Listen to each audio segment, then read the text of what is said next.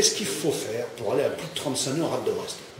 Alors pour ça, faut vraiment, il y a plusieurs facteurs qui rentrent en compte. Donc, le premier facteur, c'est les conditions de vent. Donc il faut du vent pas trop faible, pas trop fort non plus, parce qu'au bout d'un moment, on n'a plus de contrôle, et le contrôle, ça donne de la facilité à naviguer, ce qui donne de la vitesse. Il faut des conditions de mer assez faciles aussi, donc qui vont donner, pareil, du contrôle, donc dans le même souci de facilité pour pouvoir aller vite. Il faut aussi que le matériel soit plutôt au point, donc c'est-à-dire plutôt du matériel de course, par rapport à du matériel freeride ou de vague, donc plutôt du matériel type slalom, voire vitesse pour des conditions idéales, mais pour moi je ne suis pas persuadé que ce soit le meilleur matériel pour ici en rade de Brest, plutôt du matériel de slalom qui peut être adapté. Et cette alchimie un peu de tout ça fait qu'on va pouvoir dépasser les vitesses. Après il y a beaucoup de réglages qui est à apporter sur le matériel et de technicité du gars sur la planche. Partir avec quelle force de vent? Là moi aujourd'hui les temps que j'ai faits qui sont plutôt corrects, je les ai faits dans 25-28 nœuds de vent, donc ce ne sont pas des conditions très extrêmes, c'est des conditions de vent moyens.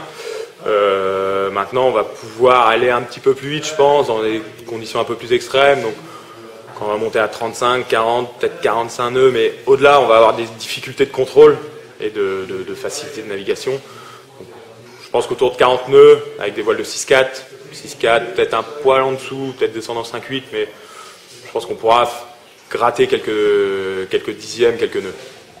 Avec quel type de matériel tu as atteint plus de 36 nœuds? Moi aujourd'hui, donc le record que j'ai établi à 36 nœuds, il est fait avec une voile Nel Pride de 7 mètres carrés, donc une voile plutôt freeride. J'ai pas encore les voiles de course, et avec un flotteur JP de slalom, qui est ici, de 62 cm de large, mais qui est plutôt affiné sur l'arrière, donc qui me permet d'atteindre des vitesses assez conséquentes. Il faut donner quelques conseils en fait. Alors il faut être quoi? Il faut être à 120 degrés du vent, il faut pas mal descendre, mais il faut garder du contrôle et de la main. C'est un mélange entre angle du vent et angle du clapot.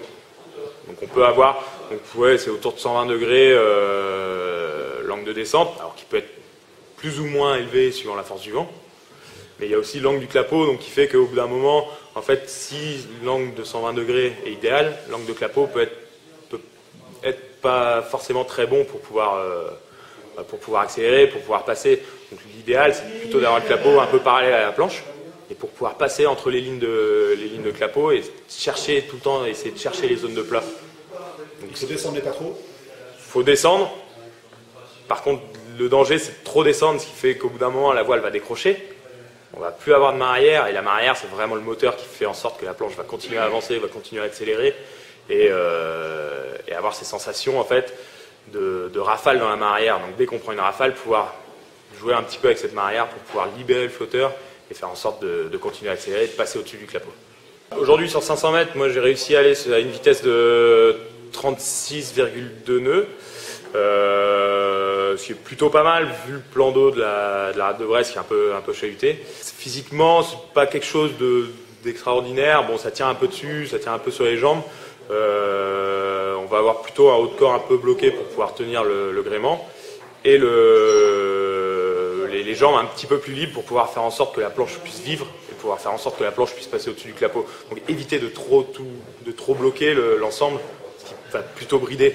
Mais après, c'est comme dans tous les sports, plus on est relâché, plus on a des chances d'avoir de la performance. Donc à plus de 35 nœuds, donc faut regarder un peu ce qui se passe. Donc regarder, alors déjà choisir sa rafale aussi, parce que ça peut être un peu irrégulier, essayer de choisir une rafale assez conséquente pour avoir la puissance nécessaire pour pouvoir accélérer, et surtout qu'elle soit suffisamment longue pour pouvoir faire les 500 mètres tranquillement.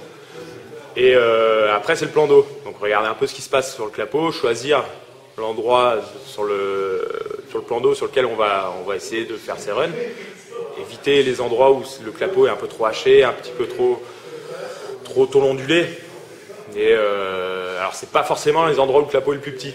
Des fois, quand le clapot est un peu plus gros, ça permet d'avoir des longues ondulations et ça permet de pouvoir passer facilement entre chaque vague et d'avoir des zones de plat. Est-ce qu'on va pouvoir atteindre un jour 40 nœuds en fait en rade de Brest, ou en tout cas s'approcher de 38? Je pense qu'il n'y a pas trop de limites. Aujourd'hui, ce qui va nous limiter le plus, c'est plutôt les conditions de navigation, donc les conditions qui sont plutôt clapoteuses en rade de Brest. Maintenant, le matériel évolue tous les ans, ça évolue relativement vite. C'est vrai que aujourd'hui, je pense qu'il n'y a pas trop de limites.